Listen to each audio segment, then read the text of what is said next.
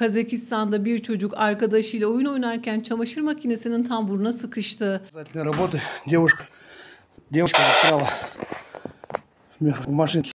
Kazakistan'ın Diğer kentinde evde tek başına kalan iki kız çocuğundan biri oyun oynarken çamaşır makinesinin tamburuna sıkıştı. Diğer çocuk arkadaşının sıkışması üzerine acil yardım numarasını arayarak ekiplerden yardım istedi. Kazakistan Acil Durumlar Bakanlığı tarafından yapılan yazılı açıklamada çağrı üzerine eve gelen kurtarma ekibinin çocuğu sıkıştığı yerden kurtardığı ifade edilerek ailelere çocuklarına acil yardım numarasını öğretmeleri çağrısında bulunuldu. 15 августа 2025 года прибыли на аварийно-спасательные работы. Девушка застряла в машинке.